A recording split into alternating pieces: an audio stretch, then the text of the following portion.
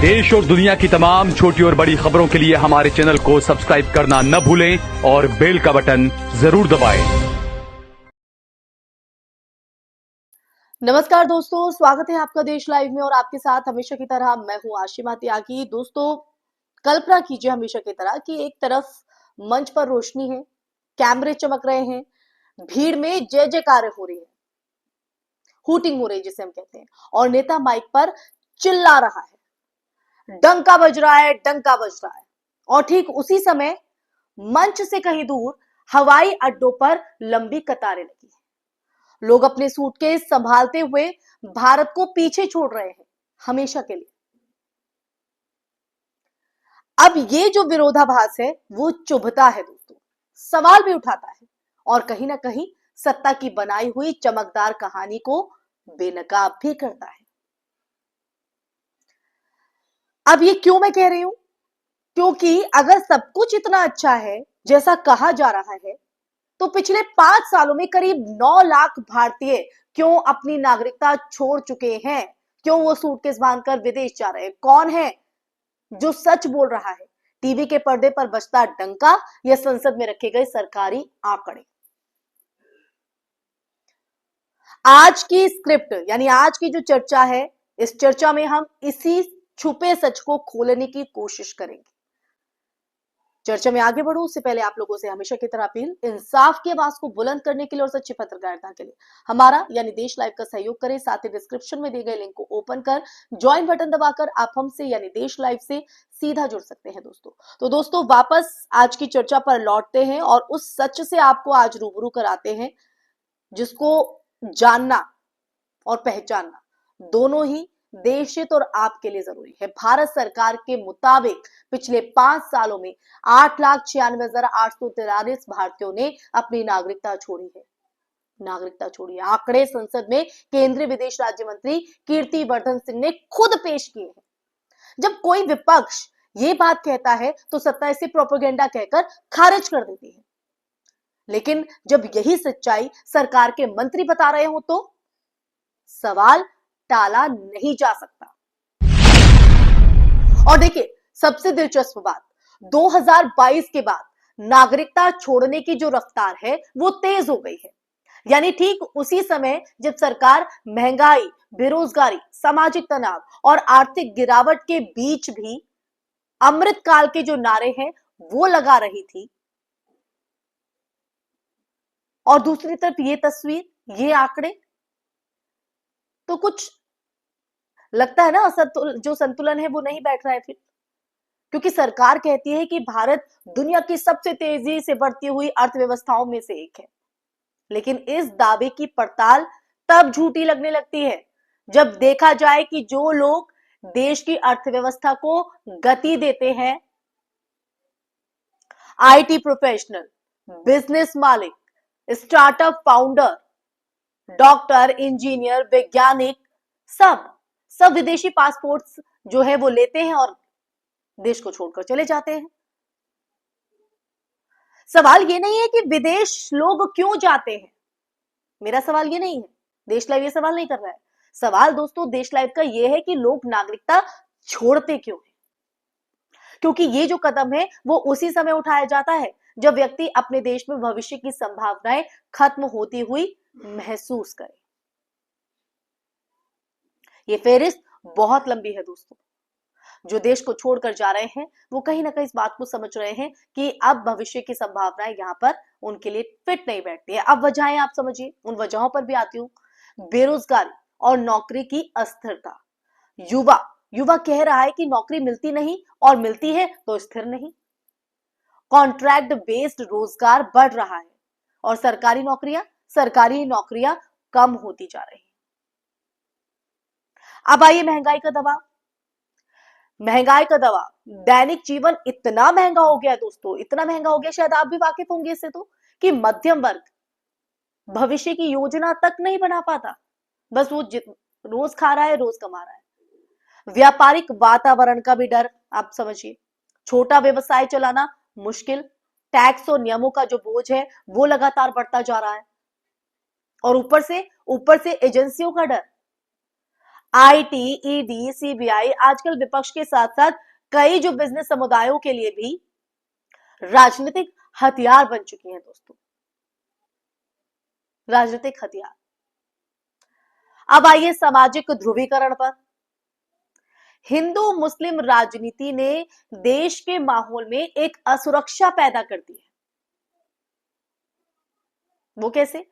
क्योंकि जो लोग वैश्विक माहौल में जीना चाहते हैं उन्हें भारत का बढ़ता कट्टरवाद असहज कर रहा है, कंफर्टेबल फील नहीं कराता है।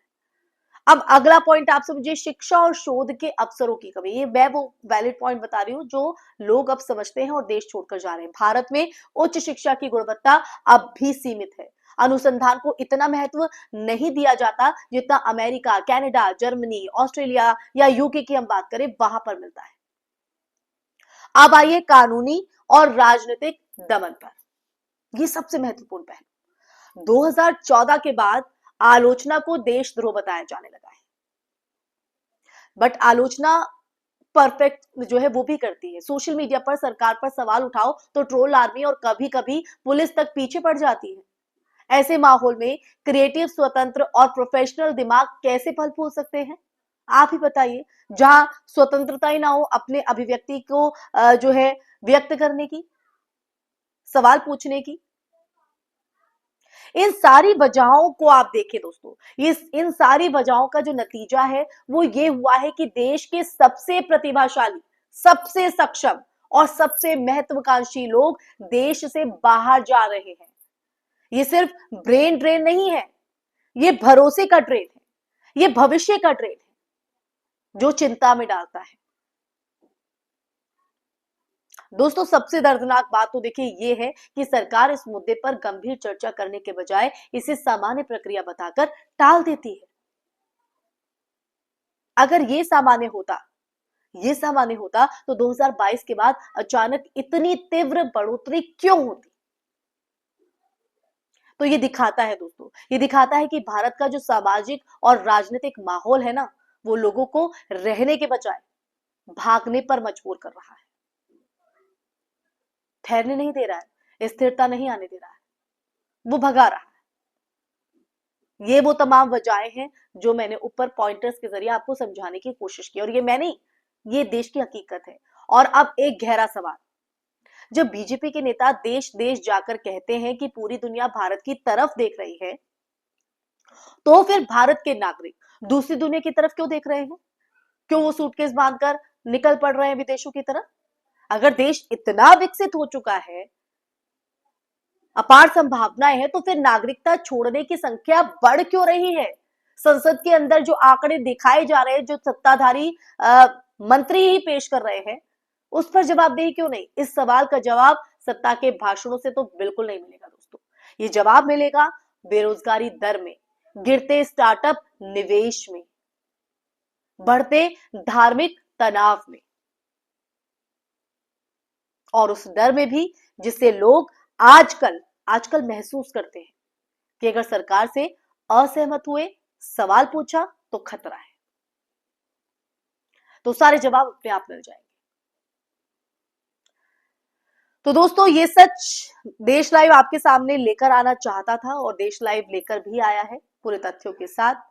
डंका चाहे कितनी भी जोर से बजाया जाए सत्ताधारियों की तरफ से, सच्चाई लेकिन ये है कि जब किसी देश के नागरिक अपने देश को छोड़ने लगे ना, तो ये देश के जो भविष्य के लिए सबसे बड़ी चेतावनी होती है, और आने वाली पीढ़ियों के लिए भी, हमारे लिए भी। आज 9 लाख लोग चले गए हैं, कल ये जो संख्या है वो 10 लाख होगी, 15 लाख होगी, और उससे भी ज्यादा भी हो सकती है दोस्तों। ये सिर्फ पासपोर्ट बदलना नहीं है, ये एक संदेश है, एक कड़ा संदेश कि भारत वो नहीं रहा जिसकी तरफ लोग सपने लेकर देखते थे, सपने लेकर चलते थे। तो याद रखिए दोस्तों, याद रखिए कि राष्ट्र निर्माण भाषणों से नहीं, उन नागरिकों से होता है जो राष्ट्र में विश्वास रखते हैं। अगर नागरिक ही विश्वास खो रहे हैं तो डंका कितने भी बड़े स्पीकर पर आप बजा लो, हकीकत बदलने वाली नहीं। क्योंकि क्योंकि जो प्रचार है वो चमक जरूर सकता है, लेकिन सच हमेशा एक जगह से सुनाई देता है और हवाई अड्डे पर लगती भीड़ से, उस मंच के भाषण से नहीं, उस मंच के पीछे लगी लाइन से। इसी के साथ दोस्तों इस चर्चा में फिलहाल के लिए बस इतना ही। ये सच जानकर आपके मन में क्या विचार है, आपका नजरिया क्या कहता है, कमेंट बॉक्स में कमेंट करके जरूर बताइएगा। साथ ही इस वीडियो को ज्यादा से ज्यादा शेयर कीजिएगा, देश के हर नागरिक तक ये वीडियो पहुंचे, ये सच पहुंचे और उस सच को जानकर वो सवाल करे और सत्ता भी इसका जवाब दे। हम नहीं कहते कि सत्ताधारी गलत है, अगर ठीक है तो आए, आगे आए, जवाब दे इसका, रोके लोगों को जो देश छोड़कर जाते हैं। क्यों अपार संभावनाएं उनको नहीं दिखती हैं?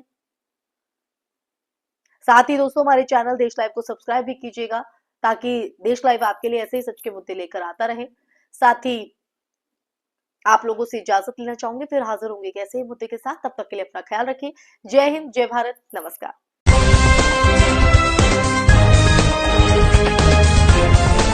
देश और दुनिया की तमाम छोटी और बड़ी खबरों के लिए हमारे चैनल को सब्सक्राइब करना न भूलें और बेल का बटन जरूर दबाएं।